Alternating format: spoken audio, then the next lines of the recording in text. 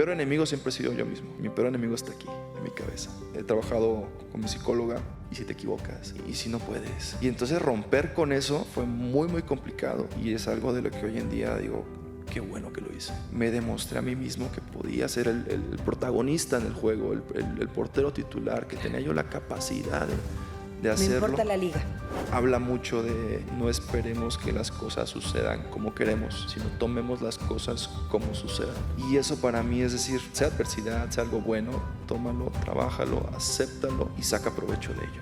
Como bien lo dices, a pesar de los obstáculos que me han pasado, he sabido sobrellevarlos y salir de ellos con un aprendizaje. Cuando viene una adversidad decimos, y mucha gente tira la toalla o dice, ¿por qué me pasa esto a mí? Hay un aforismo que me gusta mucho, pobre aquel que no ha sufrido adversidades porque no sabe de lo que es capaz. Y mi vida ha sido así, trabaja, y en el momento en que la vida me lo pone, lo tomo y digo, esto es fruto de mi trabajo. Y la verdad que se siente espectacular.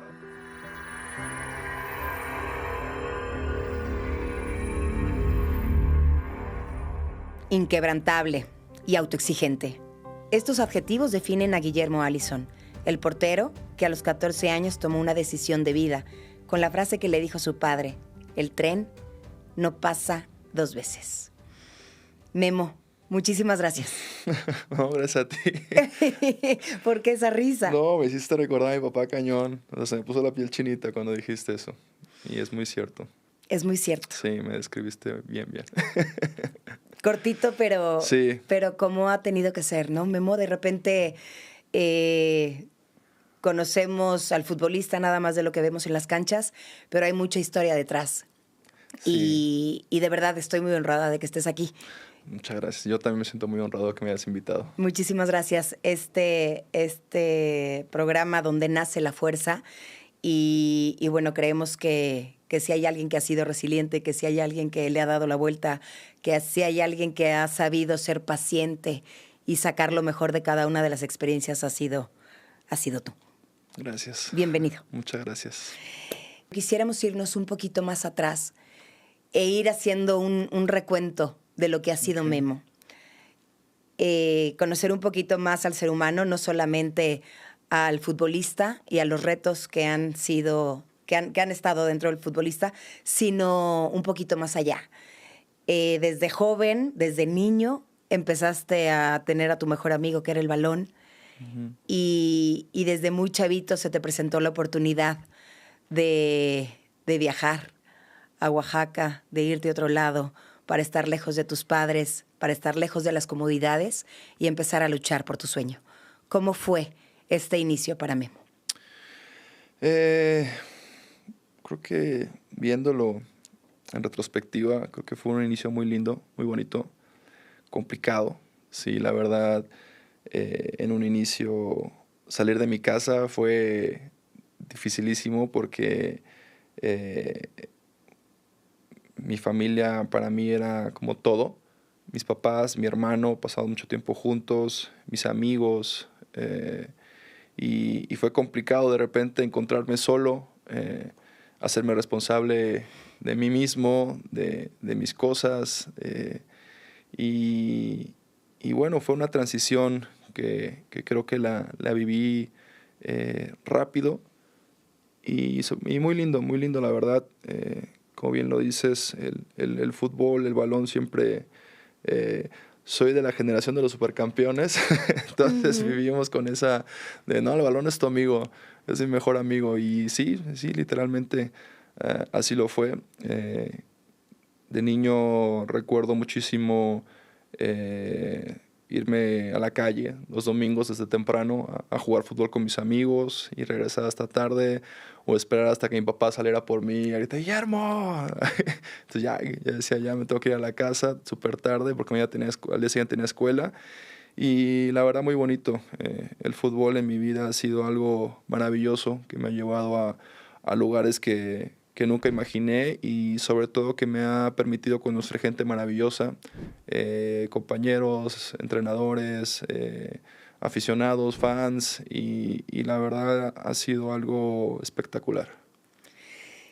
Cuando tú te vas a los 14 años eras un niño suceden muchas cosas. Yo ahora tengo a mis 2 hijos fuera, de 18 y 15 años, cada uno luchando por sus sueños. Y suceden muchas cosas dentro de la casa de un deportista que quiere buscar un sueño. No solamente es el deportista que se va y que empieza a lavar, a hacerse cargo de muchas cosas, sino también lo que se queda. Los padres se quedan extrañándolo. Somos una cultura mexicana donde nos gusta tener a la familia unida Sí, y de somos muéganos. repente, exacto, somos muéganos. Y este proceso, ¿qué fue lo que más te costó? Y yo creo que convencer a mi mamá. Señora dura. Sí, no, la verdad es que le costó muchísimo a mi mamá. Éramos muy unidos, y cuando yo me voy, ella no quería que yo me fuera. Me regresó inclusive, Pero es que las a la casa. calificaciones son las Sí. calificaciones, Memo. Sí, diles la por qué. verdad fue muy complicado. La condición o el trato, mejor dicho, era que yo estudiara y jugara fútbol, ¿no? Entonces llegó un momento que se me complicaba muchísimo porque todos los días era pararse a las 6 de la mañana, entrenábamos a las 7, entrenábamos de 7 a 9 y media, a las 10 tenía que llegar a desayunar, cansadísimo por el entrenamiento. Tenía yo un lapso de 2 horas, 3 horas, hasta las 2 de la tarde para hacer tarea, dormir un poco, comer, e irme a la escuela. Luego la escuela era de 2 de la tarde a 9 de la noche y salía de la escuela y era directo a cenar y directo a la casa club, que teníamos que llegar a las 10 de la noche. Y a las 10 y media se apagaba la luz, entonces ya no podía hacer tarea, ya no tenía que dormir porque al día siguiente me despertaba súper temprano. Y la verdad me costó muchísimo. ¿Qué hace tu mamá? Y a los 6 meses va mi mamá a la escuela y los maestros, no, pues no tiene buenas calificaciones, se queda dormido las primeras 2 horas. Entonces, ¿Estabas agotado? Sí, estaba yo agotado. Y me decía, no, pues te regresas a la casa. Y pues yo me enojé, no, ¿cómo voy a regresar? Y, y, y mi sueño, y yo quiero jugar fútbol, sí, pero el trato es este. Y me regresó y recuerdo que llegando a la casa, me habla mi papá y me dice, oye, ¿qué onda? No, pues mi mamá me regresó, sí, porque pues, ve las calificaciones que tienes. Y mi papá fue el que habló con mi mamá, oye, ¿sabes qué? Me marcaron de Lagunas, me marcó el profe Fabián Quintanar, que todavía es preparador físico de la 3ª división en Lagunas, al cual le mando un saludo. Y me dijo, ¿sabes qué? ¿Qué pasó con el muchacho? La verdad, señor, nosotros le vemos condiciones para que llegue. Entendemos que pues tiene un trato con ustedes, pero si le da la oportunidad, nosotros creemos que el muchacho puede llegar. Entonces, gracias a esa llamada, pues fue que mi papá habló con mi mamá y la convenció, y pude regresar a Lagunas. Pero sí, para mi mamá fue muy complicado. Hasta la fecha todavía es complicado. ¿Tienes más para hermanos, ella. Memo? Sí, tengo un hermano más chico, 11 meses más chico. Wow. Sí. Y tengo 4 medios hermanos. Ok. Sí.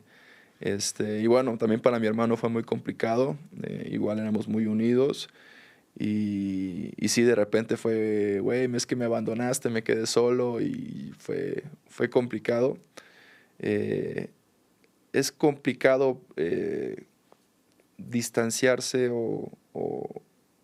es un vínculo muy fuerte el que tenemos con la familia. Sí. Y de repente distanciarte así de golpe es muy complicado. Yo recuerdo la primera semana lloraba todas las noches. Claro. Yo extraño mi casa, pero quiero jugar fútbol, pero es que mi mamá, pero es que el fútbol, pero es que mi hermano, mi papá, mis amigos, mi escuela. Y fue complicado ese lapso, esa transición. Pero hoy en día, te digo, volteo a ver en retrospectiva y fue la mejor decisión que tomé en mi vida y estoy muy contento. Y tu papá te ayudó a tomarla, porque fue el que, Sí. ¿no? Te dio una frase que todavía la traes en tu mente. ¿Qué te dijo? Sí, la verdad que me dijo, el tren no pasa 2 veces. Esa es la frase con la que me convenció. Mi papá, para mí, fue una persona muy importante en mi vida. Creo que siempre fue un gran ejemplo, siempre de trabajo, de esfuerzo, de responsabilidad, de disciplina. Y a lo mejor no era de esos papás que sentaban contigo y hablaban, pero era mucho de dar el ejemplo y yo me quedaba con eso, ¿no? Creo que conversaciones así muy profundas con él, yo creo que tuve 2 o 3 en mi vida. Wow. Entonces, pero fueron conversaciones que me marcaron muchísimo, ¿no? Y una de ellas fue esa de que el tren no pasa 2 veces. Yo no estaba muy seguro de querer irme de la casa para cumplir mi sueño. Estaba dudoso y decía, no sé, papá. Me decía, a ver, no lo pienses más. Aquí vas a estudiar, vas a hacer lo que te gusta y vas a iniciar tu camino. Así que las oportunidades, hijo, en la vida no se dan siempre como las queremos. Y hoy lo entiendo más que nunca. Sí. Nunca se da como nosotros queremos. Y hoy la tienes y súbete y dale. Y súbete al no tren. voltees para atrás. Sí, súbete al tren. Y me subí y afortunadamente hice un camino, sigo haciendo un camino creo que muy, muy bonito y del cual estoy muy orgulloso. Estuviste, bueno, en Lagunas. Sí. Y ahí, ¿cuántos partidos jugaste?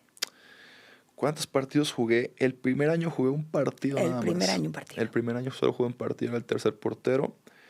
¿Eras tercer portero? Sí, era tercer portero. El segundo año yo creo que habré jugado los 2 torneos.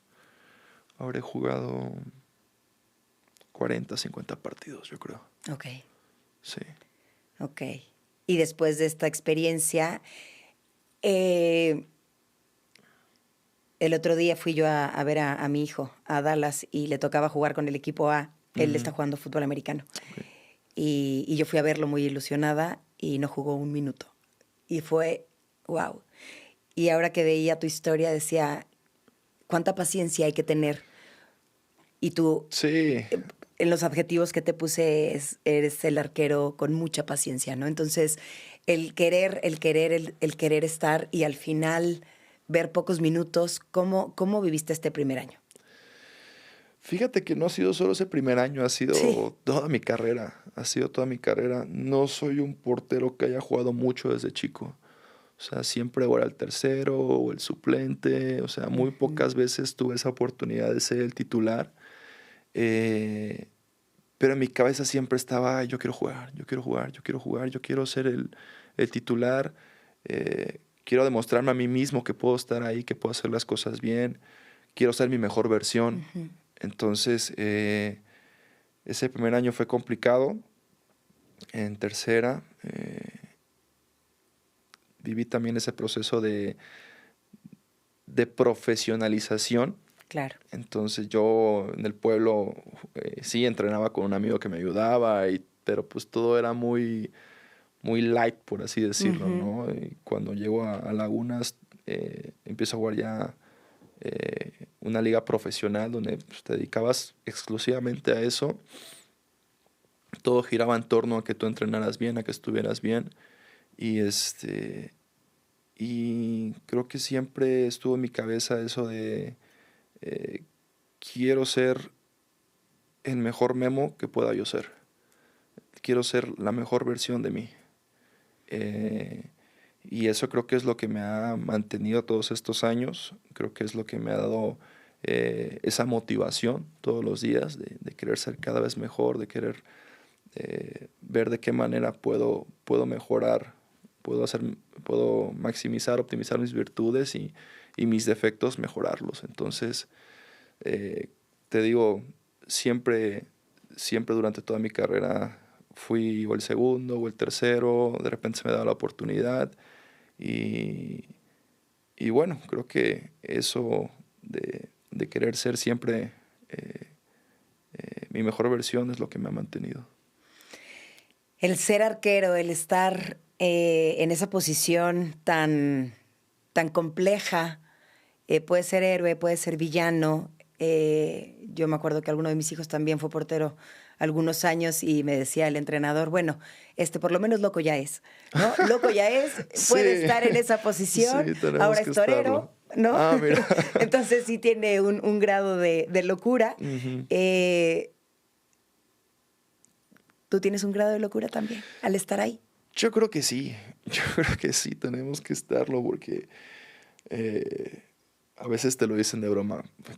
¿Cómo fue que te gustó ser portero? Sí, claro. No, sí, güey, te equivocas y todo el mundo te mienta la madre, te abuchea, Sí. te tira de que eres malo y tienes a la gente acá encima.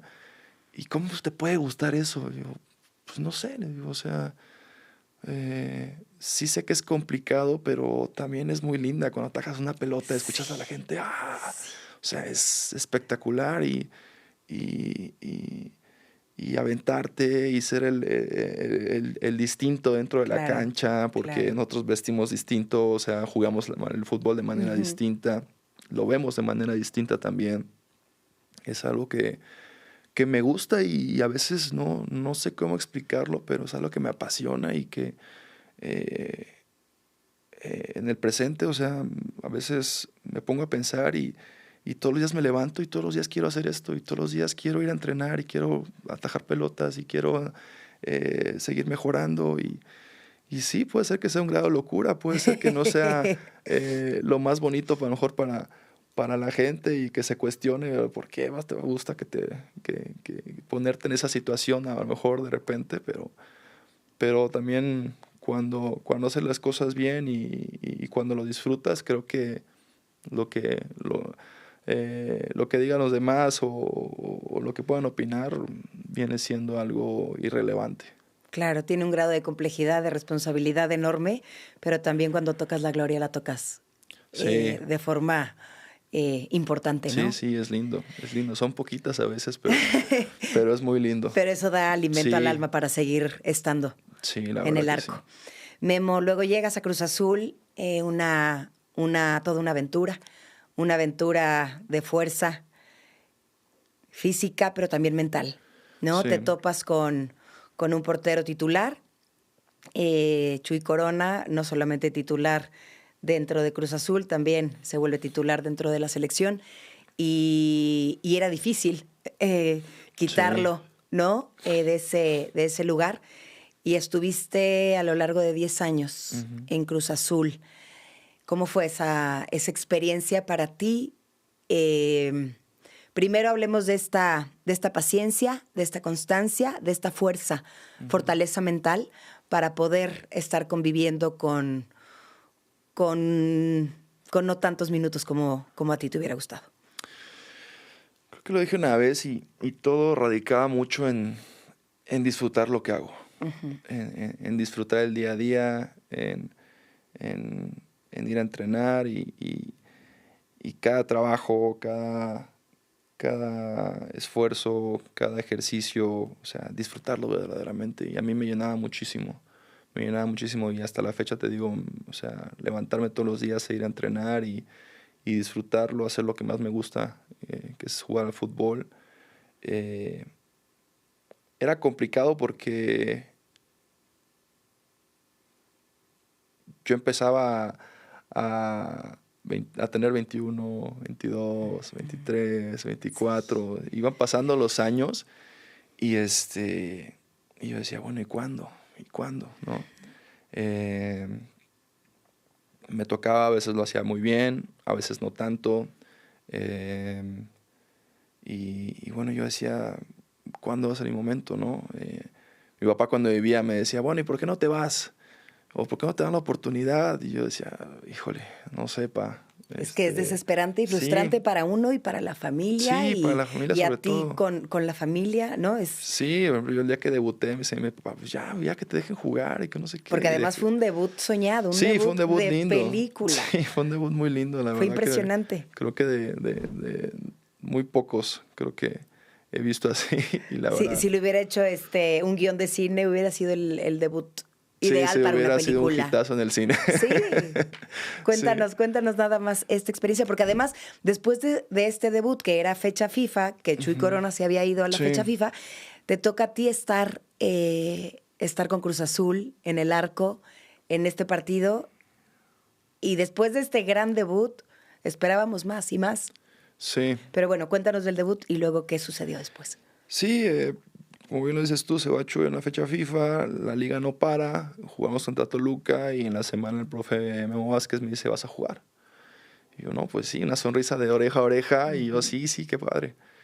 Y me acuerdo esa semana pasé de ser un desconocido para la prensa a todas las ruedas de prensa, y todo el mundo me buscaba y todo el mundo decía, oye, vas a debutar, ¿cómo te sientes? ¿Qué esperas? Y yo, para todas las preguntas era, yo espero lo mejor, sé que me va a ir bien, estoy muy contento, quiero disfrutarlo. Y creo que fui generando como esa energía positiva, y que rindió como fruto, creo que como se dio. Eh, Jugamos contra Toluca en el Nemesio 10 un domingo a las 12 como jugaban antes. Inició el juego. Me acuerdo de la primera pelota que atajó, un tiro de ciña.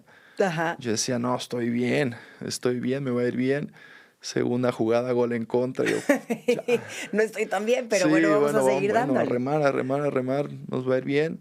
Empatamos, damos la vuelta y en el minuto 93 nos marcan un penal en contra. Y y yo dije, no, lo tengo que atajar, lo voy a atajar. Veo que es Cacho el que lo cobra, dije es derecho, lo va a cruzar. Voy a tratar de fintarlo, hacer algo para que lo tire ahí, para que no dude. Y, y me tiro de mi lado derecho, lo atajo, y el árbitro pita y se acaba. Y yo tenía la porra de Cruz Azul atrás y todo eso. ¡Fua! Y vemos si Cacho aprovecha y luego el empate. Aquí está Juan Carlos Cacho por el empate, la última. La atajó el arquero y se acabó el partido. Debut de 3 puntos, debut de 10. Alisson le acaba de dar la victoria a la máquina, y por eso Jair Pereira dice, apréndanse su nombre, octavo arquero en la historia de la máquina celeste de la Cruz Azul en debutar de sus fuerzas básicas. Inició con un gol en contra al minuto, pero terminó sobre el tiempo como el héroe. Cambiemos a Castrol, cambiemos al jugador del encuentro. Me llevo a este arquero. Ahí está la celebración de Memo Vázquez, se acerca sobre Alisson y vemos la repetición, y Juan Carlos Cacho cobró, pero el 1.90 de Alisson le alcanzó para llegar sobre su costado derecho y para atajar esa pelota. Es el héroe el día de hoy en la Bombonera. Y fue una descarga de alegría y de adrenalina muy bonita.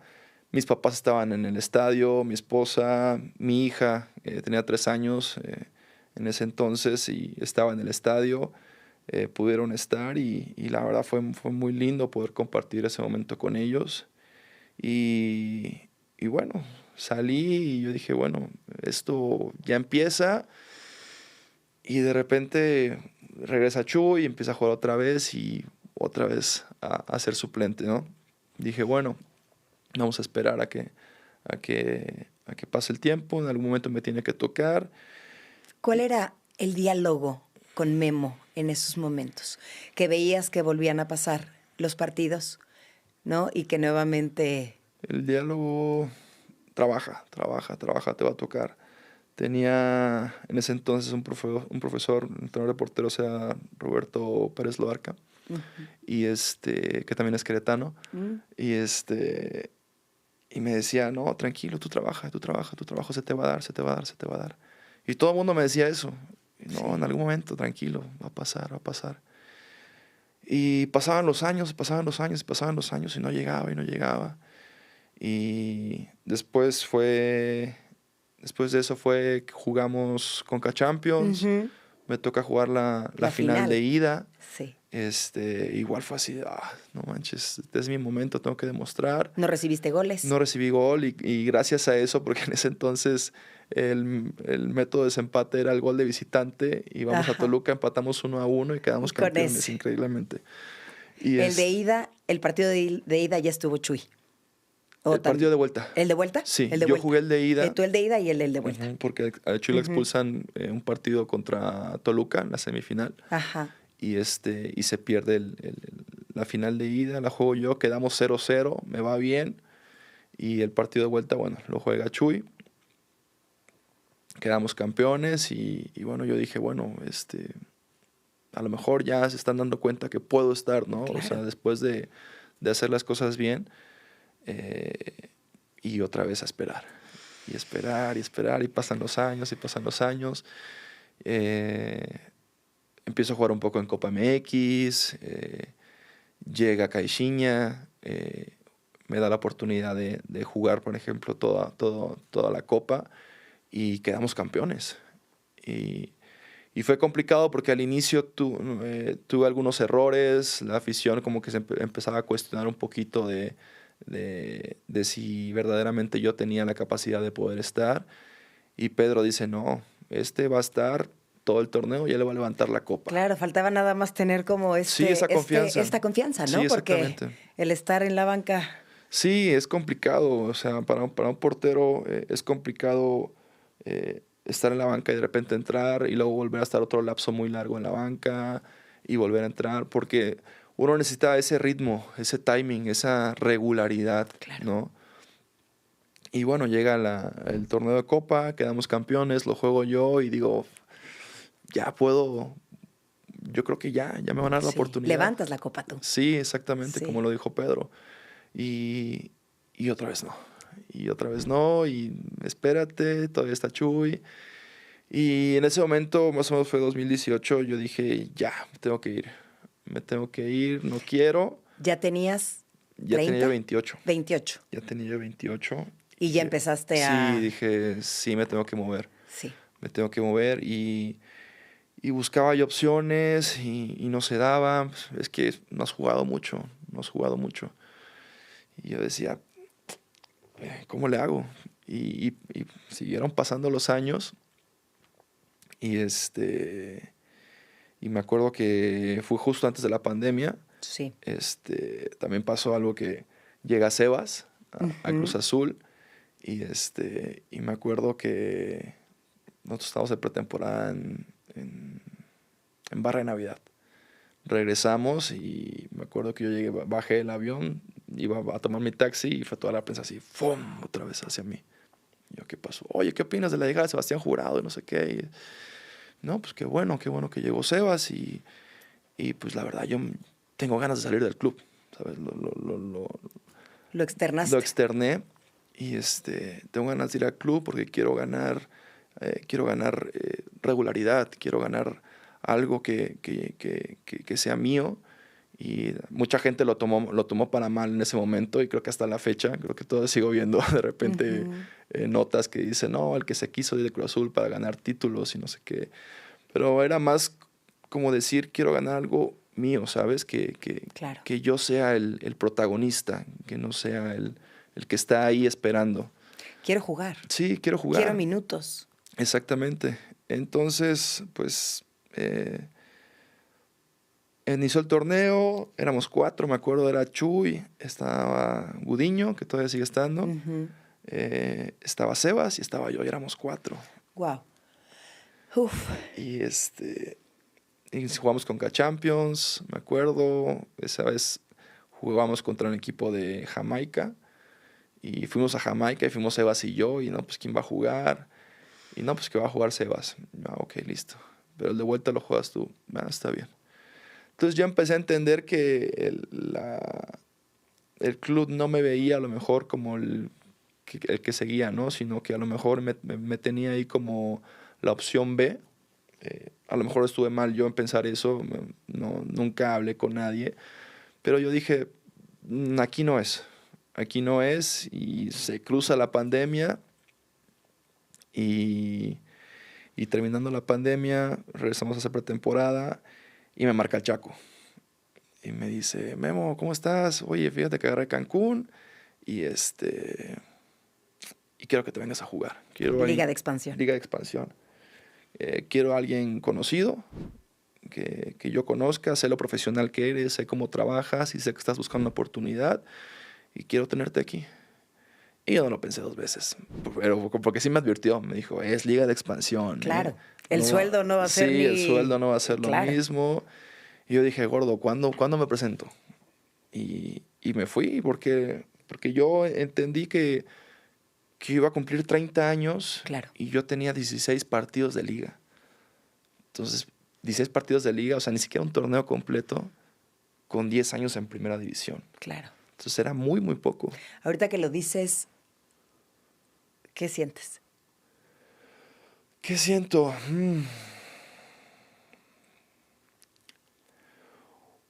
Un poco de frustración, sí, porque fueron muchos años.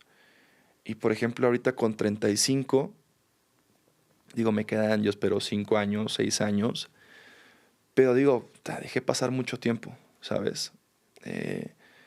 En ese momento yo lo pensaba como, decía, esto es aprendizaje, esto es experiencia, estoy bien, mi familia está bien. Pero pasó algo muy, muy chistoso porque me acuerdo que yo empecé a estudiar ya pensando en después del fútbol. Ok. Y entré al MINAF de Johan Cruyff. Y me acuerdo que cuando llegué y todo el mundo se presentaba, porque todo el mundo se tenía que presentar y por qué estaba en el MINAF y qué esperaba, todo el mundo hablaba de salir de su zona de confort. Ok. Entonces yo decía, qué chistoso, o sea, no entiendo por qué te vas a salir de un trabajo para buscar algo que pues no sabes, ¿no? No sabes si se puede dar o no, porque todo el mundo decía, no, es que me salí del trabajo y me metí a estudiar aquí al MINAF porque quiero meterme a la industria del fútbol. Y yo decía, bueno, ¿por qué no tener algo seguro? Y ya después vas viendo. O sea, todo el mundo se aventaba y decía, no, yo salí de mi zona de confort y quiero trabajar en fútbol. Y empezaba a escuchar eso y... De repente la vida empieza a hablarte, sí, ¿no? Exactamente. Sí. Y es muy chistoso porque a mí me pasa. O sea, soy a veces muy consciente de eso. Y te lo digo muy en serio porque a veces siento que la vida me va poniendo las cosas. A veces me gusta, a veces no. Pero está ahí, digo, bueno, esto es lo que hay, vamos a darle. Y me empezó a resonar en la cabeza eso, salir de la zona de confort, salir de la zona de confort.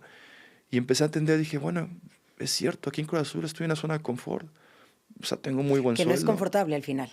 No. ¿No? O sea, es una zona de confort que al final te causa un conflicto interno. Sí, exactamente, porque vives como a lo mejor dormido de alguna manera. Dormido, exactamente. Entonces, digo, tengo un muy buen sueldo, mi familia está contenta, no le falta nada, estamos felices, pero me falta algo. Claro. Me falta algo. Y en ese momento, creo que es cuando me di cuenta que yo también estaba en una zona de confort, que vivía,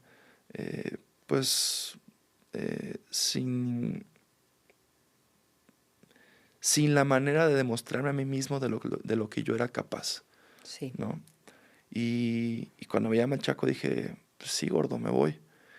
Y le moví porque, como bien lo dices tú, los sueldos no son los mismos. Y me decían, porque yo no tengo representante. Tú siempre fuiste quien fue, bueno, al principio No, sí al principio tuve, y pero después ya... no me fue bien y después me moví yo solo y entonces empecé a manejar el préstamo, ¿no? Y me decían en Cruz Azul, no hay manera, te van a pagar el 20% de tu sueldo y yo te voy a pagar el 80% y no vas a estar jugando para mí, imposible. Claro. Y yo decía, bueno, ¿cómo lo arreglo? Me quedaba un año de contrato. Y estaba Jaime Ordiales en ese entonces. Le digo, Jaime, bájame el sueldo. Bájame el sueldo a la mitad. Divídeme este año que me queda en 2. Y así pagas y así Cancún paga el 40% de mi sueldo y tú pagas el 60%. Sirve que voy a tomar experiencia y bueno, en un año regreso y vemos qué pasa con Chuy.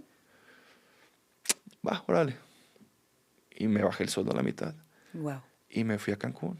Y ahí ya había que pagar aires acondicionados, luces altas. Es carísimo Cancún. Es carísimo Cancún. Sí, es carísimo. O sea, una vez pagué 30,000 pesos de luz.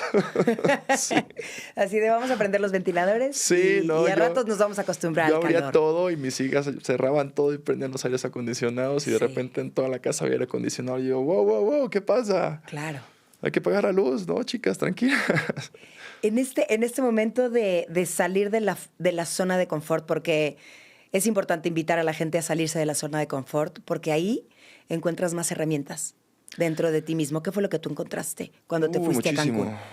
Muchísimo. Creo que empecé a crecer como persona. Empecé a darme cuenta de muchas cosas, no solo en lo profesional, en lo personal también.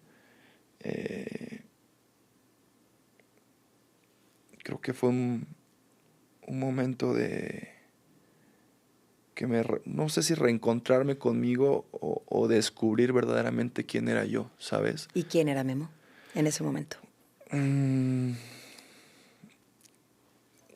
ese momento, antes de salir de Cruz Azul, creo que ella era una persona con muchos miedos, la verdad. Me daba muchísimo miedo salir de Cruz Azul. Me daba muchísimo miedo salir de esa zona de confort, de tener esa estabilidad en muchos aspectos. Y me daba mucho miedo, creo que es la primera vez que lo voy a decir, no ser capaz, no ser suficiente, ¿no? Empecé a trabajar con mi psicóloga, bueno, mi salud mental sobre todo. Y salí y fui a Cancún y empecé a darme cuenta de que podía. Tenía mis tropiezos otra vez, pero decía, güey, sí puedo. Tengo lo suficiente, soy lo suficiente, ¿sabes? Empezaste a creer en ti. Empecé a creer en mí. Sí, porque es muy complicado hablar de ello, pero mi peor enemigo siempre he sido yo mismo. O sea, mi peor enemigo está aquí, en mi cabeza. Te digo, he trabajado con mi psicóloga y el tema siempre ha sido yo. O sea, siempre está en mi cabeza. ¿Y si te equivocas? ¿Y si no puedes? ¿Y si pasa esto? Y entonces romper con eso, o sea, fue muy, muy complicado. Pero pasó en este momento. Y es algo de lo que hoy en día digo, qué bueno que lo hice. Qué bueno que lo hice porque me demostré a mí mismo que podía ser el protagonista en el juego, el portero titular, que tenía yo la capacidad de hacerlo. No importa la liga. Sí, no importa la liga. Necesitabas tú encontrarte contigo mismo, ¿no? Tener esa confianza en ti. Exactamente. Hay en el coaching deportivo, tengo una certificación que habla del yo uno, que de repente es esta mente, ¿no? Es esta mente que te sabotea, esta mente que mete pensamientos de duda, de miedo, de no voy a ser capaz, de ¿no? Todo lo que te metes y al final está el yo dos, que al final es toma acción. Toma acción, atrévete, ¿no? A moverte, a salirte de esta zona de confort que no es confortable y utiliza y encuentra nuevas herramientas. Sí. Y qué mejor herramienta, Memo, que encontrarte contigo mismo. Sí. ¿No? ¿Cómo fue ahí el apoyo de tu familia, de tus hijas, en este movimiento de salirte de la zona de confort, que quizá también para ellas era confortable, ¿no? Sí. En el tema de estabilidad económica, estatus incluso, pero al final yo creo que la satisfacción que tú tenías dentro de ti no era completa hasta que llegaste a tener minutos. Mi familia es mi más grande motor. Mis hijas, mi esposa son mi motivación más grande. O sea, son mis fans número uno. Y siempre están apoyándome. Mis hijas, tú eres el mejor portero del mundo, papá. Y quien diga lo contrario está mal. Y son cosas que me llenan muchísimo, ¿no? Son cosas que para mí son muy importantes. El verlas felices. Muchas veces, la gran mayoría de nosotros del fútbol, los que somos futbolistas, venimos de una familia humilde, ¿sabes? Vivimos de una familia en la que a lo mejor hubiera muchas carencias, no por decirlo de manera negativa. No. Mis papás me dieron lo mejor que pudieron darme y voy a estar agradecido toda mi vida con ellos. pero sí nos faltaron cosas, ¿no? Entonces, gracias al fútbol, pues he podido darle esa vida a lo mejor que yo no tuve a mis hijas, esa estabilidad. No, y digo, lo económico no es lo más importante. Pero ¿cómo quita los nervios? Pero sí, bastante. Sí, entonces creo que el tenerlas bien, el que no les falte nada, que no pasen hambre, que no pasen frío, aunque es bueno de vez en cuando que sí lo pasen. Un poquito. Sí, creo que es mi más grande motivación, ¿no? Y eso es lo que a mí me mueve muchísimo y es esa gasolina que tengo para seguir. ¿De ahí nace la fuerza de Memo? Sí, yo creo que sí. Yo creo que sí. A veces bromeo con un amigo y digo, no, güey, si estuviéramos solos, güey, quién sabe qué sería de nosotros, pero tenemos hijos Exacto, que hay que cuidar. Exacto. Sí, creo que sí. De ahí nace mi fuerza, de mis hijas, de mi esposa, mi familia. Chaco Jiménez, ¿qué podrías decir de Chaco Jiménez? Oh, la verdad es una persona espectacular. Yo al gordo, le digo gordo porque de cariño lo quiero muchísimo. Es una persona que cuando llegué a Cancún me apoyó muchísimo. Hablábamos casi siempre. Estuvo conmigo en esa transición, en ese momento a lo mejor complicado. Y fue esa persona que me dio la confianza y me ayudó a que yo me diera esa confianza, ¿sabes? A que yo dijera, Memo, puedes. O sea, y fue esa persona que me ayudó a dar ese primer paso y que me ayudó a quitarme esa venda de los ojos, a quitarme un poco ese miedo, a apagar un poco esa vocecita, ¿no? Entonces, yo siempre voy a estar muy, muy agradecido con él. Lo considero un amigo y él me considera igual un amigo y la verdad que ha sido una persona muy, muy importante para mi carrera. Este tema de ser el peor verdugo, de ser el que más se juzga, de ser esta persona que se autoexige, Sí. de ser esta persona que no sé si incluso se pueda autolatigar en ciertos momentos. ¿Cómo has ido resignificando este autoconcepto que tenías tú de ti a este nuevo ser humano que has ido encontrando después de Cancún? Creo que como bien lo dices tú, yo era una persona, sigo siendo una persona, pero yo creo que más saludable, muy autoexigente. Y, por ejemplo, antes lidiar con el error, para mí era muy, muy complicado. Okay. Era muy, muy complicado. Cometer un error para mí era, ya ves, no puedes. Ya ves, no te alcanza.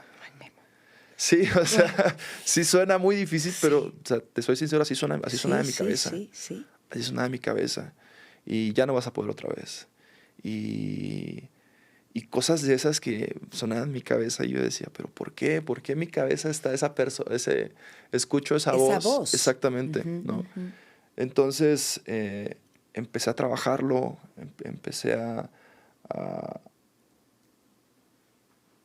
darle otra perspectiva, ¿no? A cambiar ese diálogo interno, ¿no?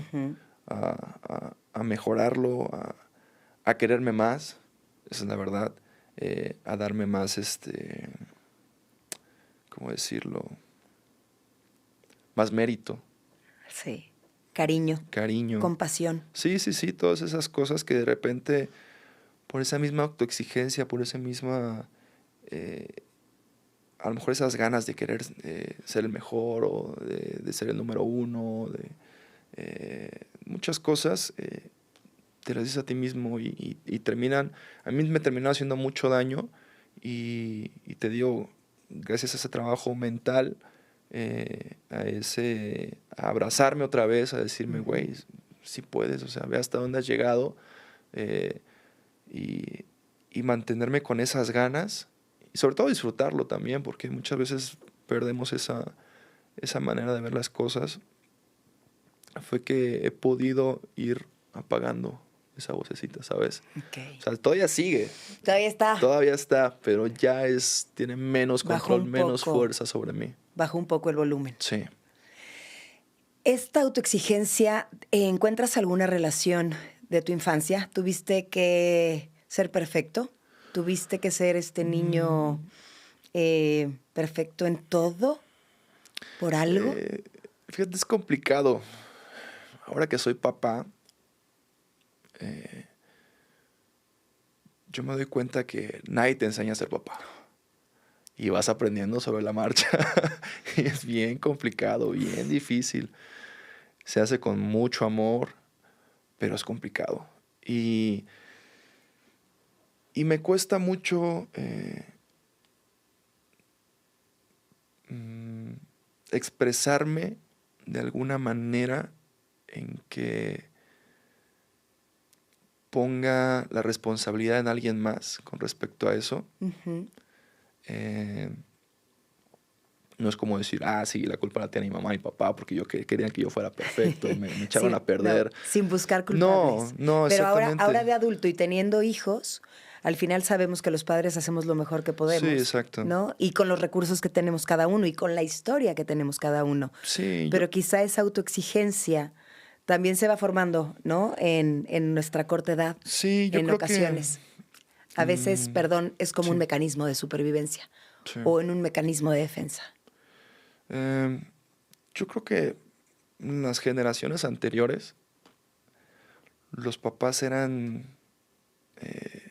muy, muy exigentes. Sí. Tienes que sacar dieces. Y yo, por ejemplo, era el hermano mayor. Y es que tú eres el ejemplo. Y es que si tu hermano te ve, lo va a hacer también. Y si tú no eres bueno, tu hermano no lo va a hacer. Y es que tú... O las comparaciones. Es que fulanito, fíjate que hizo tal cosa. ¿Y por qué tú no puedes hacerlo?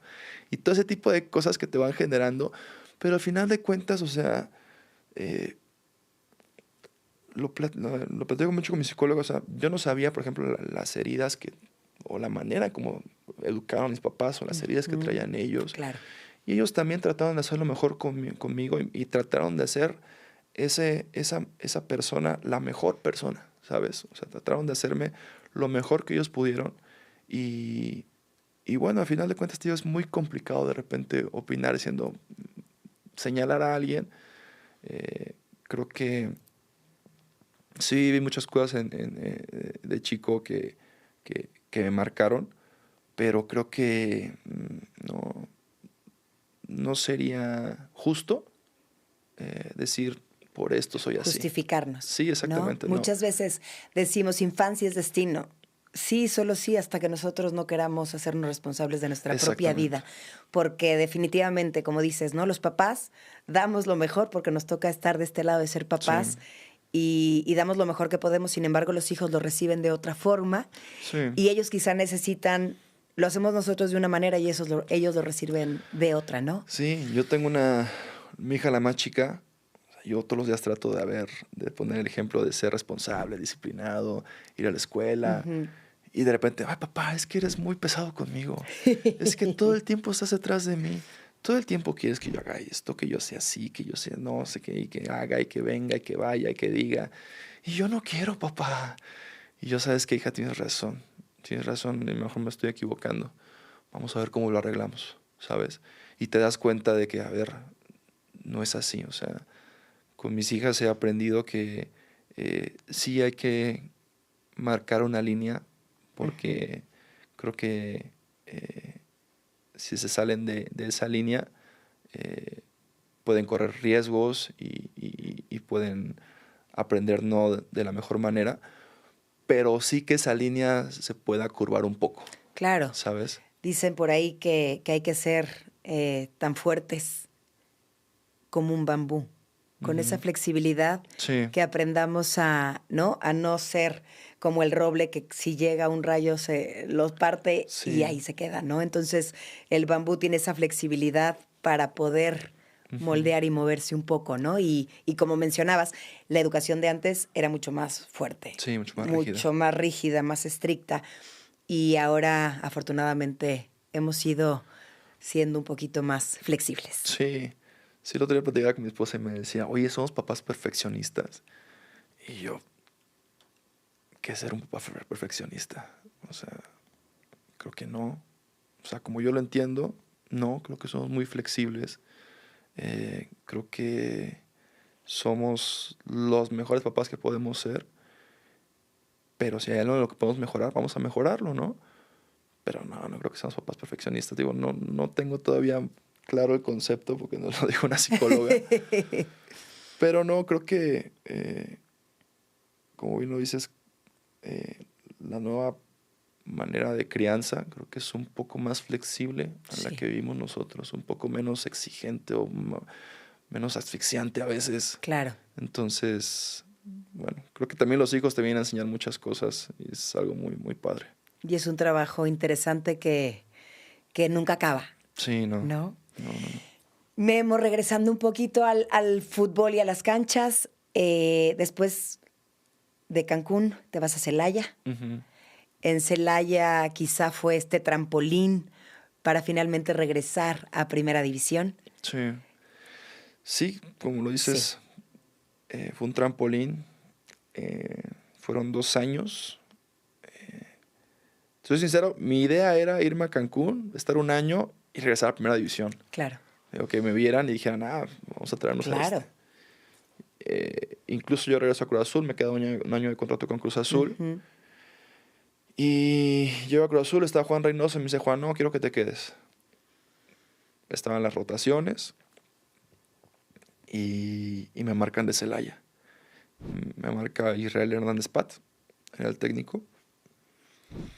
Y me dice, oye, se me fue Campestrini, quiero que vengas, quiero que seas tú. Yo a Israel lo tuve en Cruz Azul. Uh-huh. Él era director técnico de la Sub-20. Y yo en Cruz Azul, como no jugaba en primera y yo quería jugar, pues decía, me voy a la 20 a jugar. Yo quiero jugar, quiero tener ritmo. Y me iba a jugar con él. Y bajaba a jugar. Y él me tenía en muy buen concepto. Él me decía, güey, siempre viniste, trabajaste, fuiste ejemplo y quiero que vengas. Vas a jugar.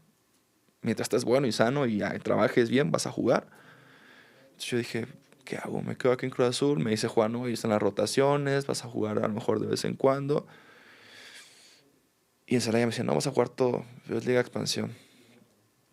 Incluso el conejo estaba, creo que ya directivo en Cruz Azul. Me dice, oye, ten cuidado porque te pueden catalogar ya de jugador de expansión, no de Primera División.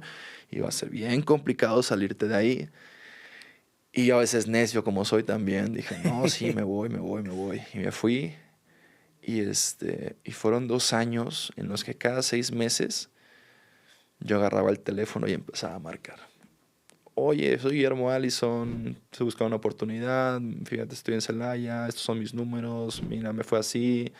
No, estamos completos, gracias. Otros que ni te contestaban, ni veían el mensaje, nada. Y 6 meses... Cada 6 meses era así, y así, y así. Y fue bien complicado porque llegó un momento que, por ejemplo, que el primer año termina mi contrato con Cruz Azul y mi sueldo dependía solo del equipo de expansión y mi sueldo volvió a bajar otra vez. Y económicamente fue así, uy, fue complicado. Ahora sí hay que apretarse. Sí, hay que apretarse por todos lados. fuerte. Y yo decía, no voy a salir de acá, no voy a salir de expansión. Y todos los días era así de que no, trabaja, va a pasar. Y afortunadamente aquí en Querétaro me abrieron las puertas, se dio la oportunidad y la verdad que lo platico mucho porque literal pasó así. Estaba yo con mi hija, la llevaba yo a una consulta, la mayor, y me marcan y me dicen, ya podemos negociar para que vengas a Querétaro. Porque yo estuve encima del que era directivo en ese entonces, Uh-huh. o sea, 2-3 semanas, porque yo me acuerdo que Gil se va a Pumas y se abre el espacio. Y dije, güey, ¿con quién lo van a llenar? Claro. Entonces marqué, oye, ¿qué onda? No, espérate. Además me hizo hacer un currículum y todo. Ok. Sí. Así de cómo se hace eso. Sí. Okay. No, se lo mandé y todo. Y me dice, no, ya podemos negociar. Y fue así como que, o sea, del pecho así fue de que, no manches, o sea, me puse a llorar. Y mi hija mayor dice, papá, ¿qué tienes? Y yo, no, me hablaron ya para de Querétaro en primera división. No, qué bueno, papá, no sé qué.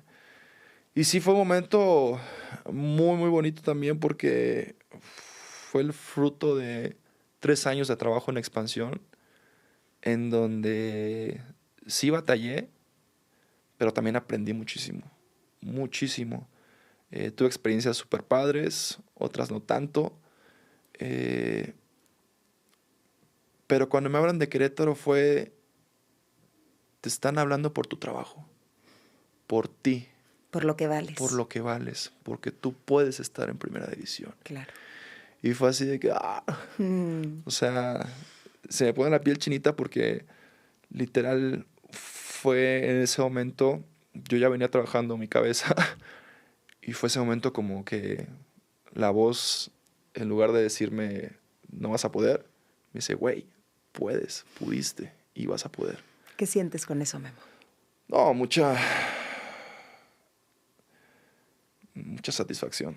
Esa es la palabra, mucha satisfacción, mucha emoción, mucha motivación.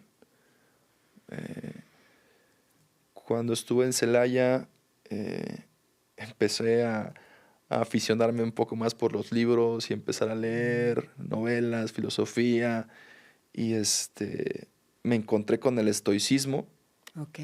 que para mí ha sido una corriente filosófica que me ha ayudado muchísimo. Habla mucho de no esperemos que las cosas sucedan como queremos, sino tomemos las cosas como sucedan. Y eso para mí es decir, adversidad, sea algo bueno, tómalo, trabájalo, acéptalo y saca provecho de ello. Muchas veces dicen que no siempre ocurre lo que uno quiere, No. sino lo que uno necesita para seguir creciendo. Sí. ¿Crees tú eso? Sí, totalmente.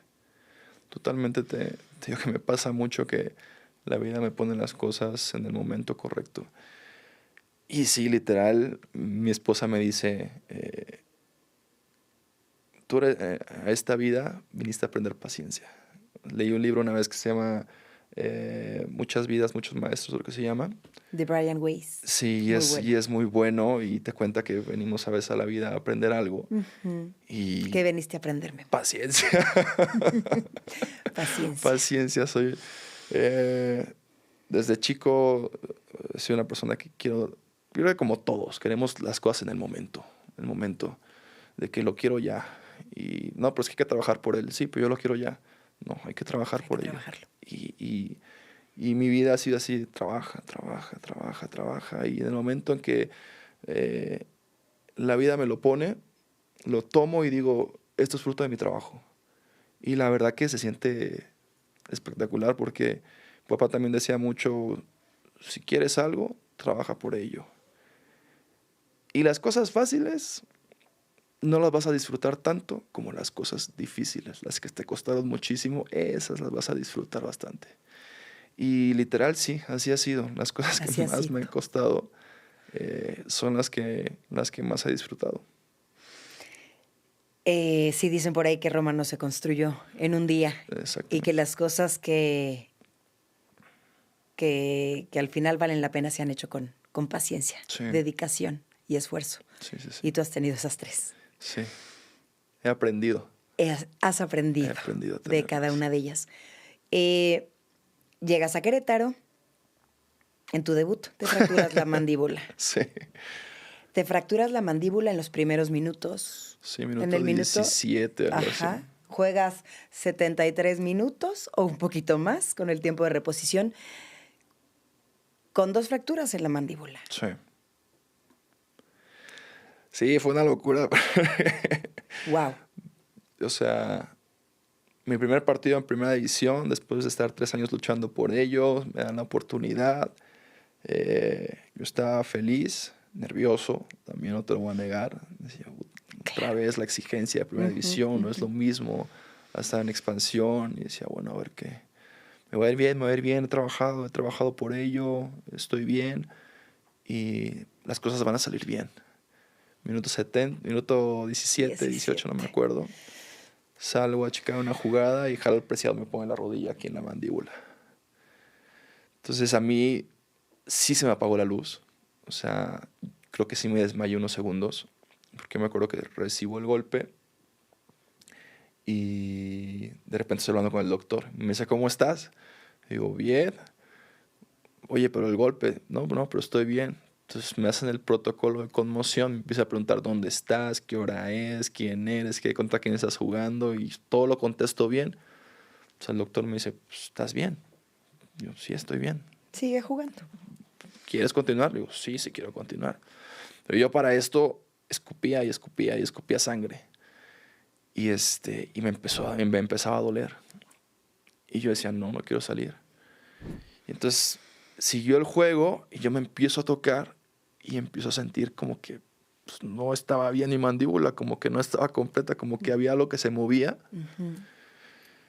Y el doctor me hacía así desde la banca y me decía, ¿qué onda? Y el portero suplente calentaba. Y yo decía, no, espérate. No, sí. Yo no me quiero salir. Terminó el primer tiempo, yo ya tenía el cachete así, ya escupe sangre. Me dice el doctor, ¿cómo estás? Digo, no, pues sí me duele. ¿Quieres salir? No quiero salir. Bueno, te inyecto para el dolor. Sí, inyéctame.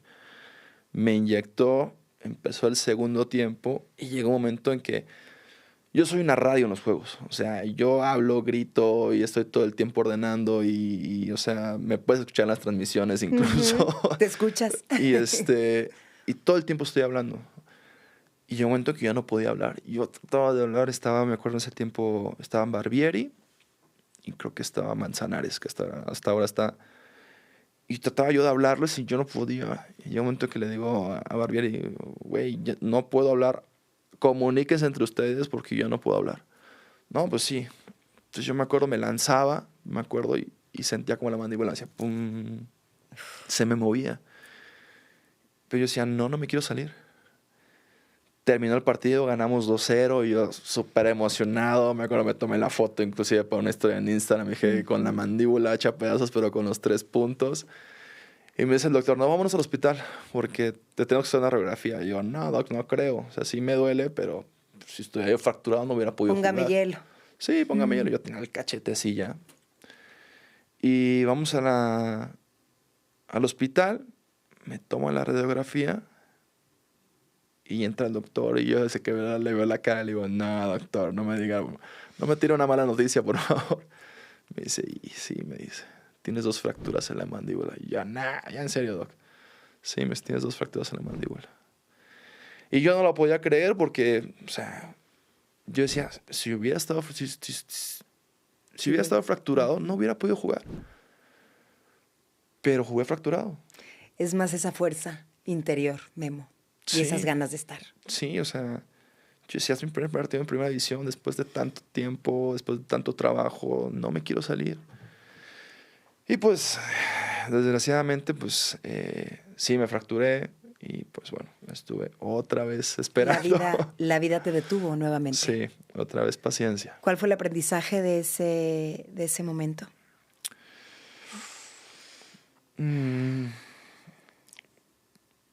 Yo creo que sabré que el trabajo rinde frutos, porque me dio la oportunidad de estar otra vez. Pero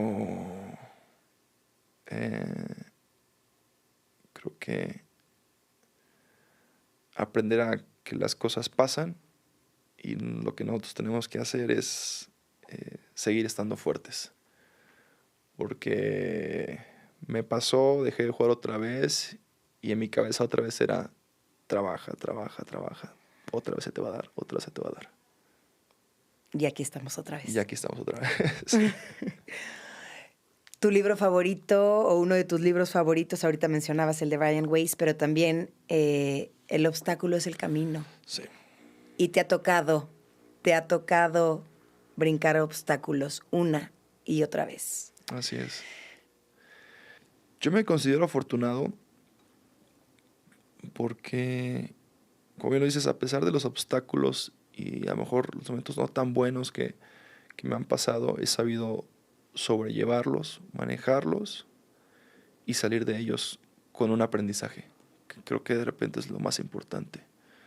Creo que cuando viene una adversidad decimos, sí, mucha gente tira la toalla o dice, ¿por qué me pasa esto a mí? ¿Por qué a mí? ¿Por qué siempre yo?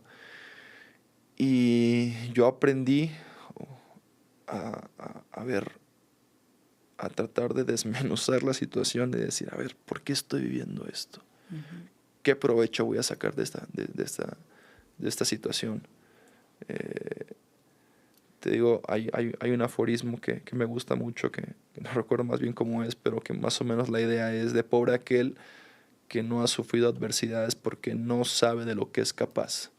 Wow. Entonces a mí me gusta mucho eso. Digo, no es que sea yo un sádico, ni que me gusta que me pasen cosas malas. No, pero... ¿no? Ni que me gusta la mala vida, pero me gusta mucho porque te das cuenta que mucha gente la tiene difícil y aún así sale. Sí. Y cuando sale dice, güey, soy capaz de esto. Entonces te digo, volviendo un poquito a lo de la voz, digo, güey, sí está esa vocecita, pero tengo hechos con los cuales demostrar que sí puedo. ¿Cómo te gustaría que fueras recordado? Como una buena persona. Okay. Como una buena persona. Trato de no ser muy egocéntrico y no pretender ser recordado, el mejor portero o vino y hizo esto. Me gustaría que me recuerden como que, vino y era buen tipo. Vino y fíjate que era humilde, era sencillo, era alegre, aunque a veces digan que no lo soy. Mucha gente dice, no, es que es muy serio y siempre tiene cara de mala gente y cuando me conocen se dan cuenta que no. Así creo que como una persona que siempre luchó, que siempre trabajó, que siempre fue responsable. No soy perfecto, me he equivocado muchas veces en muchas cosas, pero creo que he tratado de aprender de ellas y bueno, he tratado de mejorarlas. Una persona que trató de ser su mejor versión, esa es la verdad. Sin duda. Y tienes 2 hijas. ¿Qué legado quisieras dejarles a ellas? Me pasó algo muy, muy fuerte cuando se murió mi abuelo materno. Me acuerdo que mi mamá lloraba en el ataúd y decía, es que a mi papá le tendrían que poner una estatua porque mi papá era el mejor papá del mundo. Entonces yo decía, el día que yo falte, quiero que mis hijas me recuerden como el mejor papá del mundo. Entonces ese es el legado más importante para mí, o sea, darles todo el amor que yo pueda a mis hijas y que mis hijas, el día que yo falte, que espero que falte muchísimo, Sí. sobre todo para ellas, que digan, mi papá era el mejor papá del mundo. Entonces, para mí eso es lo más importante. Lo más importante. Memo, para cerrar, me gustaría que con este camino de sí de esfuerzo, sí de sacrificio, este camino de altas, bajas, de paciencia, mucha paciencia, de no quitar el dedo del renglón, yo también agregaría un adjetivo de ser persistente. Sí, mi mamá me lo decía. Persistente y terco y necio. ¿Qué le podrías decir a esta persona? A este niño, a Memito. En mi familia soy Memito. Memito. Sí, te lo juro. Tengo 35 años y sigo siendo Memito. 35 años y 1.90. Sí, 1.92 y soy Memito. Memito. Para mis primos, para mis primas, mis tíos, mis tías. ¿Qué le dirías a Memito? Que no sea tan duro consigo mismo, Okay. primeramente. Que disfrute. Que...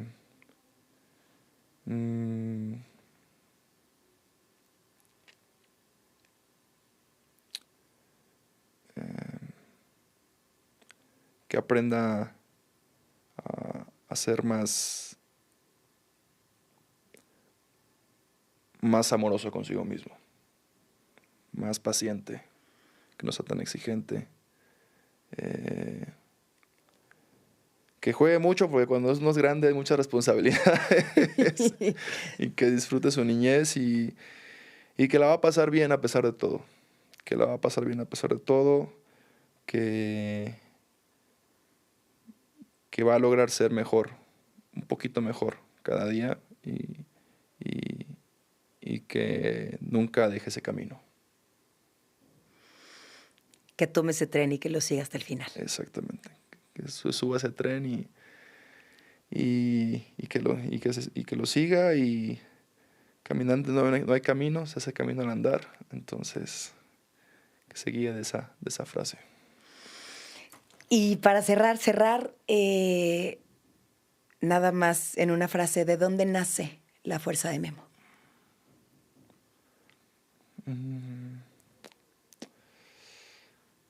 Del amor a su familia. Muchísimas gracias, Memo. Gracias a ti. Gracias por tu tiempo y gracias de verdad por ser un ejemplo, porque este espacio busca inspirar y sin duda eres un ejemplo de resiliencia, de perseverancia, de paciencia, pero sobre todo de este encuentro contigo mismo, en amor, ¿no? De realmente abrazarte y saberte que este memito, Memo, tiene mucho por hacer. Todavía. Gracias. Gracias a ti. Muchísimas gracias. Bueno, pues hasta aquí esta emisión. Muchísimas gracias a todos ustedes que llegaron hasta el final de este episodio. Muchísimas gracias, Memo. Gracias a ti. Buenos días, buenas tardes, buenas noches.